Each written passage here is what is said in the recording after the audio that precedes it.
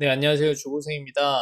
예, 오늘은 기업 분석이 아닌 그 GSVR님의 그 종목을 분석하는 데 있어서 중요하게 생각하는 여러 유용한 투자 지표들에 대해서 발표드리도록 하겠습니다. 우리가 어떤 기업을 투자하는 데 있어서 물론 그 기업에 대한 분석이 엄청나게 중요하고 가장 중요합니다. 근데 그거를 기업을 분석을 할 때 어떤 분석함에 있어서 중요하게 생각하는 그런 방향성과 그거를 검증하기 위한 여러 지표들이 있는데요. 이때 어떤 지표를 참고하면 좋을지에 대해서 잘 정리해 주셔가지고 간략하게 소개해 드리도록 하겠습니다. 네, GSVI님께서는 주식 투자를 오랫동안 해오다 보면은 성공적인 투자 사례가 생깁니다. 즉, 과거의 성공적인 투자 사례, 그리고 그 아이디어에 대한 복귀의 과정을 한 번씩 거치곤 하셨는데, 이때 심리적으로 여러 도움이 됐다고 합니다. 그래서 과거의 그런 투자 복귀 과정을 통해서 투자 성공 사례에서 어떤 지표를 봤는지에 대해서, 지표에 대해서 설명을 하시고 계십니다. 그래서 가장 첫 번째로 중요하게 생각하고 이제 활용하는 투자 지표로 높은 영업이익률이라고 말씀하십니다. 보통 OPM이라고 하는데 주식 투자 초중기부터 유용하게 활용해오고 있는 좋은 투자 기업 선별 방법인데 영업이익률이 높은 기업들을 순서대로 나래비를 세워가지고 좀 관리를 하고 있습니다. 이제 영업이익률이 두 자릿수를 넘어서 한 20%에서 50% 가까이 되는 회사 같은 경우에는 기본적으로 안정적으로 비즈니스 모델을 가지고 있고 그 상대적으로 경쟁사가 진입하기 어려운 높은 진입장벽 확보, 그리고 제품 경쟁력과 가격 협상력 등이 확보 등이 어느 정도 보증이 되어 있다고 생각을 하고 있습니다. 물론 이 해당 영업이익률이 지속성도 검증이 되어야 되는데 보통 초반에 시장이 막 커지거나 제품의 판매가 늘어나게 되면서 그 새로운 시장에 새로운 경쟁자가 진입을 하게 되면은 가격 경쟁이 불가피하니까 그 가격 경쟁에 따른 이익률이 하락하게 되고 네, 어떤 제품에 대한 납품 단가가 이나 이거를 CR이라고 하는데 코스트 리덕션이라고 하죠. 이 납품 물량에 대한 증가로 이제 CR 요구가 이제 이어지게 되면서 영업이익률이 떨어지기도 하지만 그럼에도 불구하고 최소 수년간 영업이익률의 변동폭이 5%, 10% 내외로 크지 않고 대체적으로 높은 두 자릿수 이상의 영업이익률을 계속 유지되는 그 회사가 있는데 이 회사 같은 경우에는 비즈니스 모델, 제품의 특성, 가격 경쟁력 등을 공부하여 매수 가능 리스트에 편입시켜서 이제 후보군을 만들면 좋을 것 같다고 말씀을 하고 있습니다. 이런 좋은 기업들의 경우에는 보통 주가 프리미엄이 형성되어 있는 경우가 많습니다. 그래서 평소에는 주가가 좀 싸지가 않은데 최근과 같은 큰 폭락장이나 하락장에서는 이런 좋은 회사들도 같이 떨어지기 때문에 신규 진입하기에는 좋은 선택지가 될 수 있다라고 할 수 있고 향후에 다시 주식시장이 상승해서 다시 정상화될 경우에는 회복력 또한 상당히 좋은 편이라고 합니다. 그래서 이 영업이익률이 굉장히 중요하고요. 이 영업이익률의 지속성 또한 중요하게 하니까 이거를 좀 살펴봐야 될 것 같고 사실 영업이익률에 미치는 게 결국에는 매출액의 성장성도 자세히 봐야 되고요. 그 다음에 판관비라든지 원가단에서도 그 비용 통제가 잘 되고 있는지도 봐야 됩니다. 그런 것들이 다 전반적으로 그 원가가 통제되고 매출액이 상승하는지 안 되는지 그런 것들이 이 기업의 그 비즈니스 모델의 우수성, 그리고 뭐 제품 경쟁력, 가격 협상력, 그리고 진입 장벽 이런 게 다 해당이 될 거라고 생각이 듭니다. 이런 것들을 조목조목 따져봐야 될 것 같고요. 이제 두 번째 지표는 높은 ROE와 ROIC라고 합니다. ROE는 자기 자본 이익률이고 ROIC는 우리가 이제 자본을 투자를 했을 때 그 투자한 자본량에 대비해서 영업이익이 얼마나 나오는지에 대한 수치라고 보시면 됩니다. 그래서 이 ROE, ROIC는 회사가 자기 자본이랑 영업 활동에 투입하는 자본을 얼마나 효율적으로 활용을 해서 어느 정도 이익률을 기록했는지 나타내는 지표라고 하고요. 그래서 이 지표를 통해서 이 기업의 성장성과 그리고 효율적인 자본 활용의 대표적인 지표라고 할 수가 있겠습니다.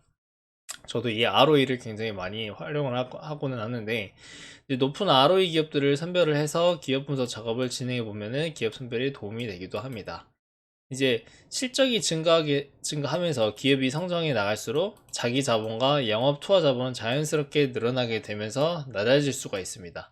왜냐면 이 ROE 같은 경우에 자기 자본 대비 이익률이기 때문에 실적이 좋고 성장하는 기업 같은 경우에는 그만큼 영업활동 현금으로, 즉 제품을 판매하거나 뭐 자기 비즈니스 활동 영업을 하게 되면서 현금이 들어오게 되는데 그만큼 자기 자본이 늘어나게 되죠. 그럼 자기 자본이 늘어나는데 영업이익률은 계속 일정하게 유지를 하게 되면 어떻게 되겠습니까? 성장을 하더라도 ROE는 시간의 흐름에 따라서 자연스럽게 낮아질 수밖에 없는 거죠. 그래서 자연스럽게 낮아질 수는 있겠지만 PER 비율을 상회하는 ROE 비율을 갖고 있거나 PER 비율 대비 2배, 3배 이상의 높은 ROE 비율을 보유하고 있는 회사라면 주목해봐야 하고 이제 매수관을 리스트에 편입시켜 볼 수도 있을 것이다 라고 합니다. 이게 무슨 말이냐면은 그만큼 높은 ROE 대비해서 PER이 그만큼 싸다는 거예요. PER이 싸다는 건 주가에서 그 높은 ROE를 내고 있는데 그만큼 주가 가치가 주가의 영향 그 주가의 그 가격이 반영이 안 돼 있다고 좀 볼 수도 있는데요. 그래서 PER과 이 ROE 두 가지를 좀 같이 믹스시켜서 보는 것도 굉장히 좋을 거라고 생각이 들고 있습니다.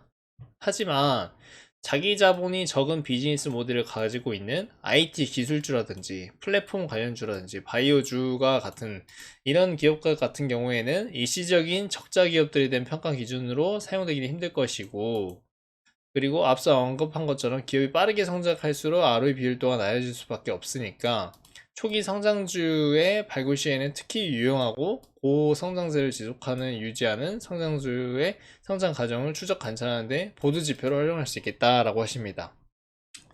여기 말씀드렸던 IT 기술주나 플랫폼 관련주나 바이오주 같은 경우에는 상대적으로 카펙스가 일반 제조업에 비해서 적게 들어가죠. IT 기업이라는 게 뭐 어떤 생산시설이라든지 뭐 대규모 인력이 막 이제 뭐 생산직 인력이 이제 필요하지 않으니까 자기 자본이 적으나 이익률이 크기 때문에 ROE가 좀 높을 수도 있습니다.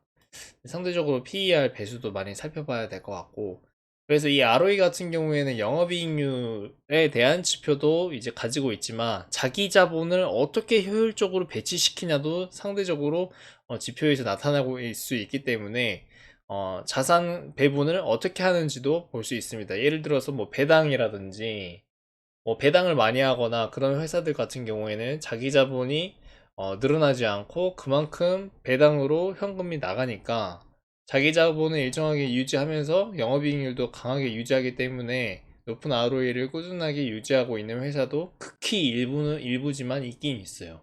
이런 기업들 같은 경우에는 그 주가가 상당히 견고하고 하방이 막혀 있다고 볼 수 있겠습니다. 그런 회사가 있으면 참 투자하기 좀 좋을 것 같아요. 그다음에 세 번째 같은 경우에는 제품별 업계 1위, 그리고 2위 기업, 시장 점유율 기준으로 1, 2위 기업, 그리고 글로벌 히든 챔피언으로 세계 3위권 내 점유율을 가지고 있는 그런 회사를 좀 살펴본다고 합니다. 그래서 제품별 혹은 업계 1, 2위의 높은 시장 점유율을 가지고 있는 기업은 선별을 해 놓으면 주식 투자를 해나가는데 큰 도움이 된다고 합니다. 그래서 과거에는 이렇게 제품별 시장 점유율 1, 2위 기업들을 표로 만들어 놓고 자주 읽어봤다고 합니다. 그래서 투자 데이터베이스가 많이 쌓일 수도 있고 투자 범위를 만들어 나가는데 큰 도움이 됐다고 합니다. 왜냐면은 이런 제품에서 1, 2 점유율을 가지고 있는 것만으로도 일정한 경쟁력을 갖춘 좋은 기업이기 때문에 그렇습니다. 그래서 이분이 10 몇 년 동안 주식 투자를 하면서 굳이 3등, 4등 후발주자보다 1, 2등 기업이 왜 이제 선호하냐면은 생산 능력, 그 다음에 제품 경쟁력, 가격 협상력, 그 다음에 소비자 선호 등에 의해서 등에서 훨씬 앞서고 우위에 있다고 합니다. 그리고 지속적인 캐시플로우, 안정적인 현금 흐름이 확보가 가능하기 때문에 지속적인 경쟁력 유지를 위해서 R&D라든지 구인 활동이라든지 광고 판촉 활동 등에서 우위가 있기 때문에 위기가 발생했을 때 어느 정도 방어가 되고 정상화 기간이나 확장기 같은 경우에는 성장의 속도가 훨씬 더 3등, 4등 업체보다 더 가파르기 때문이라고 합니다. 그래서 주가 측면에서도 후발주자 대비해서 1등, 2등 업체가 더 이렇게 좀 긍정적으로 발현을 했던 경험이 많다고 이제 하십니다. 그래서 1, 2위 기업이 위기 시에 강하고 앞으로도 좀 투자하는데 굉장히 관심 있게 봐야 될 필요가 있다고 말씀을 하시고 계십니다.